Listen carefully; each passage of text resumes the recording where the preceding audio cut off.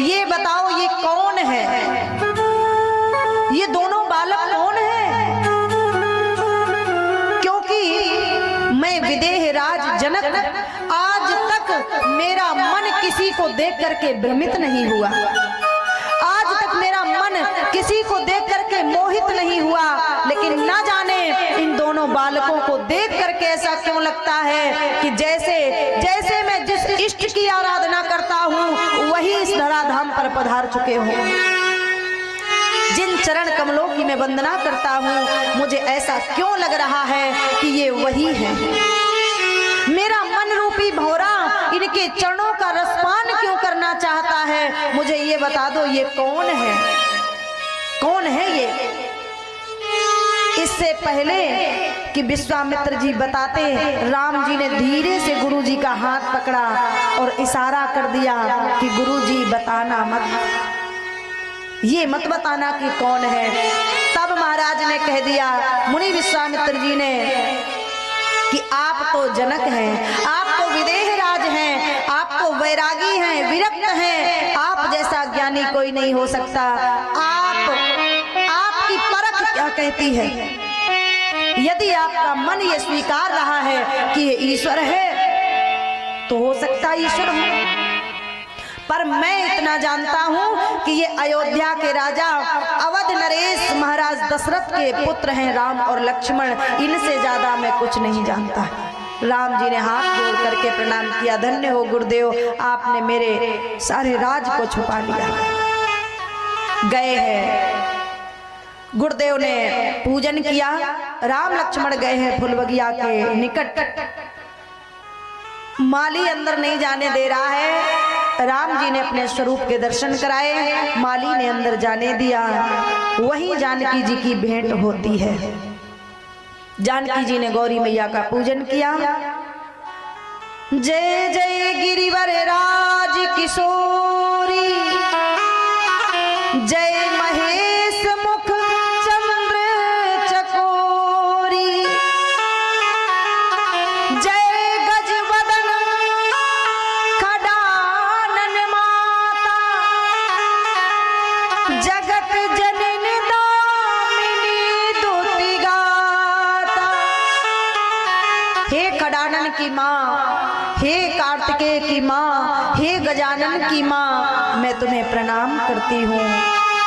हे महेश मुख चंद्र चकोरी, हे भोले बाबा के मुख को निहारने वाली चकोरी, मैं प्रणाम करती हूँ। पूजन किया, माल्यार्पण किया और उसी समय मैया इतनी प्रफुल्लित हो गई इनके मन की भावना को जान करके कि विनय प्रेम बस भई भवानी और खसी माल मूरत मुस्कानी। भगवान जो माँ की मूर्ति है आज प्रफुल्लित हो गई, हंसने लगी और गले से वो माला निकल करके सीता जी की गोद में गिर गई। सीता जी ने महाप्रसाद समझ करके उसे उठा लिया। माँ ने कहा, सीता मन जाहिरा चेऊ मिलई सोवर, जो तुम चाहती हो वही मिलेगो, सहज सुंदर सांवरो, करुणा निधान सुजानशील, स्नेह जानत रावरो। यही भांति गौरी असीस सुन, सिय सहित ही हर्षी अली, तुलसी भवानी पूज पुनि पुनि, मुदित मन मंदिर चली। गौरी मैया को प्रणाम किया और आज राम जी के दर्शन हुए हैं। लौट करके आई हैं जानकी जी। भगवान राम पुष्प लेकर के आए, गुरुदेव ने पूजन किया। अब गुरु जी पहुंचे हैं रंगभूमि में जहां धनुष रखा है। राम जी ने जैसे ही रंगभूमि में कदम रखा, गोस्वामी जी ने सुंदर सी चौपाई गाई कि रंग भूमि, ए जी रंग भूमि, और जब सिया बागुधारी रंग भूमि,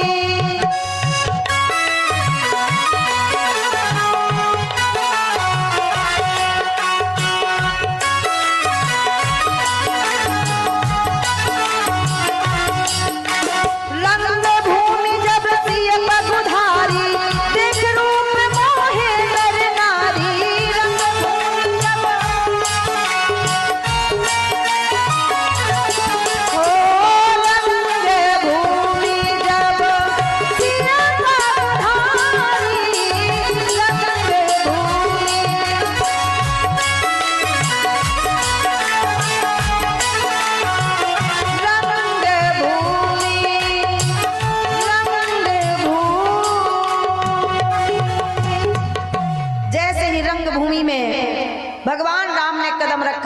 भूमि जब सिय पग उधारी, देख रूप मोहे नर नारी। आज राम जी को देख करके सारे नर नारी मोहित हो गए। कोई कहता है सिय पग उधारी अर्थात सीता जी ने जब कदम रखा तो देख करके मोहित हो गए। सब राजा जो बैठे थे सो जानकी जी को देख रूप मोहे नर नारी। लेकिन गोस्वामी जी कहते हैं एक स्त्री दूसरी स्त्री को देख करके कभी मोहित हो ही नहीं सकती, क्योंकि दूसरी चौपाई कहती है मोहे न नारी नारी के रूपा, पन्नगार यही चरित अनूपा। एक स्त्री दूसरी स्त्री को देख के मोहित नहीं होती। ये बहू को देखने जाएं और खूब मुंह पे बड़ाई करेंगी, बहू बहुत सुंदर है तुम्हारी, और घर में आके कहेंगी पता बहू तो बहुत सुंदर थी, लेकिन क्या बोले निक दांत बड़े हैं, है ना। दूसरी कहेंगे देखो तुम उनकी बहू देख के आई हो, बोले हाँ बहू बहुत सुंदर है, गांव में काऊ की ऐसी बहू नहीं है, लेकिन एक नाक बड़ी है। कुछ ना कुछ कमी जरूर निकाल देंगी, कहने का भाव ये देख के मोहित नहीं हो सकती। पगुधारी भगवान को देख करके मोहित हुई हैं, तो कहा भगवान का नाम पगुधारी कब से पड़ा, तो कहा जब से नारी अहिल्या तारी, तब से नाम पड़ो पगुधारी।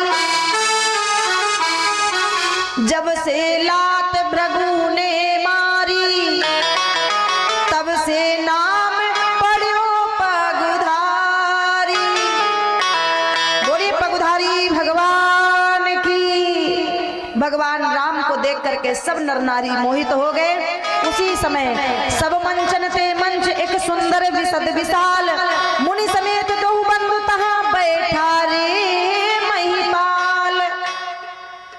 सब मंचों से एक सुंदर मंच था, उस मंच पर आज राम लक्ष्मण को बैठा दिया। जनक जी ने अपना प्रण सुनाया, संकल्प सुनाया, जो इस अजगव को उठाएगा, जो इस धनुष का खंडन करेगा, उसी के साथ जानकी विवाही जाएगी। एक एक करके राजा महाराजा धनुष के पास गए हैं, पर धनुष किसी से नहीं हिला। गोस्वामी जी ने लिख दिया कि भूप सहस दस और एक ही बारा, और लगे उठावन टरई नटारा। भूप सहस 10,000 राजा एक साथ लग गए, लेकिन धनुष किसी से नहीं हिला। और पागलो, अगर 10,000 राजाओं से धनुष उठ जाता तो क्या सीता का विवाह 10,000 के साथ होता? ये 10 क्या है, ये अध्यात्म की बात लिखी है, गूढ़ बात लिखी है। भूप सहस 10 एक ही बारा। भूप मीन्स राजा, 10 सहस 10,000 नहीं। प्रत्येक प्राणी के अंदर 5 ज्ञानेंद्रियां 5 कामेंद्रियां होती हैं। 5 मिलाकर के हो गई 10। एक ही वारा, वार कहते दिन को, रविवार, सोमवार, मंगलवार, यहाँ वारा शब्द दिन के लिए कहा है। प्रत्येक राजा 5 ज्ञानेंद्रियां 5 कामेंद्रियों 10 को इकट्ठा करके एक एक बार गए धनुष को उठाने, लेकिन धनुष किसी से नहीं उठा। और जब धनुष किसी से नहीं हिला तो आ गया जनक जी को क्रोध। सीता जी को गोद में बिठाया और बोले हो सके तो बेटी माफ करना, ये अभागा पिता तुम्हारी मांग में सिंदूर ना डलवा सका। इस पिता ने संकल्प ले लिया था, ये देख करके कि मेरी बेटी ने धनुष को उठा लिया तो जो इसके योग्य वर होगा उसके साथ विवाहेंगे, पर कोई ऐसा नहीं था जो इस धनुष को उठा लेता।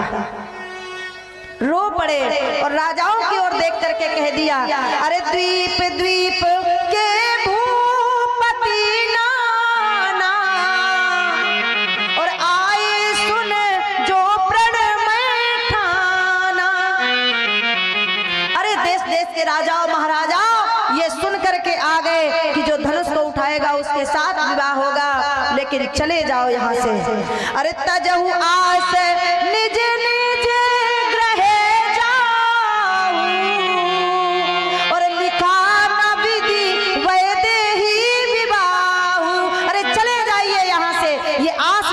बैठे हो कि धनुष उठा देंगे तो विवाह हो जाएगा, चले जाओ। आज मुझे मालूम पड़ गया, अब जन कोई और माखे भट मानी, और वीर भी मुझे मालूम पड़ गया कि पृथ्वी वीरों से शून्य है, पृथ्वी पर कोई वीर नहीं रहा। और जैसे ही कहा सो खड़े हो गए शेषावतारी लक्ष्मण। क्या कहा जनक, क्या कहा जनक, अरे क्या कहा जनक, फिर से बोलो, क्या कहा जनक, फिर से बोलो। पृथ्वी वीरों से खाली है। अरे जहां मेरे जनक, जहां मेरे रघुकुल मणि बैठे होते हैं वहां कोई ऐसी अनुचित बात नहीं करता, पर तुमने क्या कह दिया, पृथ्वी वीरों से शून्य हो गई। क्या कहा जनक, फिर से बोलो, क्या कहा जनक, फिर से बोलो। पृथ्वी वीरों से खाली है। यदि मैं अपने पर आ जाऊं, भैया की तो बात छोड़ो, यदि मैं अपने पर आ जाऊं तो सुनो, हे नाथ अगर और आज्ञा पाऊं तो कुल ब्रह्मांड उठाऊं मैं। हे गुरुदेव, तुम कहते हो कि पृथ्वी वीरों से शून्य हो गई। हे नाथ अगर और आज्ञा पाऊं तो कुल ब्रह्मांड उठाऊं मैं, और कंदुक समान डालूं उछाल, 100 योजन तक ले जाऊं मैं।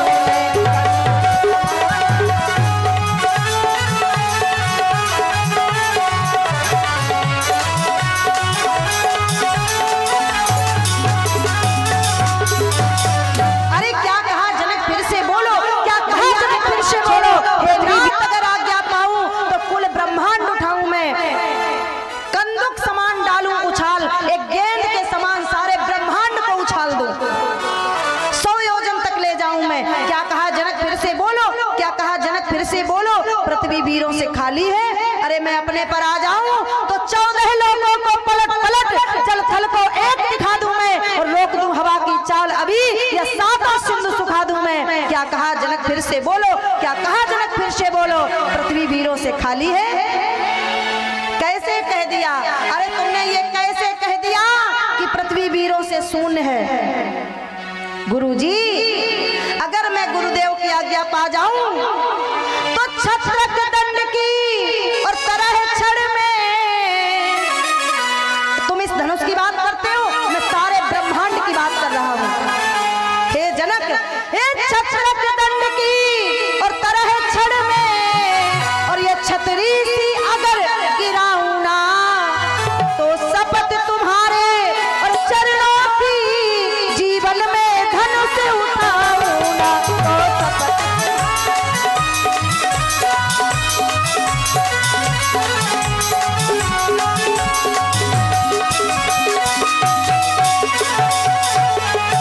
क्या कहा जनक, क्या कहा जनक, फिर से बोलो, क्या कहा जनक, फिर से बोलो। पृथ्वी वीरों से खाली है। अगर मैं अपने पर आ जाऊं तो सारे ब्रह्मांड को उठा लूं।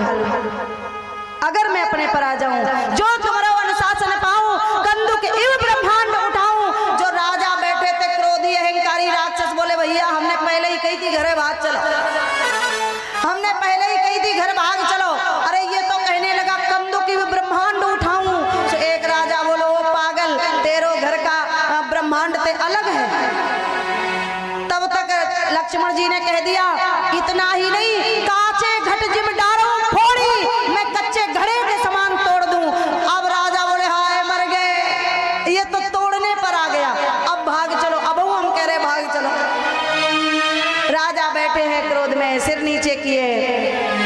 लक्ष्मण का क्रोध बढ़ता जा रहा है। क्या कहा जनक, फिर से बोलो। पृथ्वी वीरों से खाली है। ये अगर मैं अपने पर आ जाऊं, गुरु की आज्ञा पा जाऊं तो छत्रक दंड की तरह छड़ में, छत्रक दंड की तरह छड़ में, और ये छतरी सी अगर गिराऊं ना तो शपथ तुम्हारे चरणों की, जीवन में धनुष उठाऊं ना। मैं क्षत्रिय कुल में जन्मा हूं, मैं शपथ खाता हूं, यदि आज धनुष ना उठा लिया तो जीवन में कभी धनुष धारण नहीं करूंगा। उसी सभा में रावण बैठा था। रावण ने धनुष के एक सिरे पर राहु और केतु को बिठा दिया था, इसीलिए धनुष किसी से नहीं हिला। और जैसे ही रावण सभा से गया, विश्वामित्र समय शुभ जानी। कौन सा शुभ समय कि रावण गया है और अब संग में राहु केतु भी चले गए, धनुष हो गया खाली। यदि इस समय कोई पहुंच गया तो धनुष अवश्य उठ जाएगा। उसी समय विश्वामित्र समय शुभ जानी, बोले अति स्नेह में बानी। उठऊ राम भंजो भव चापा, मेटऊ तात जनक परितापा।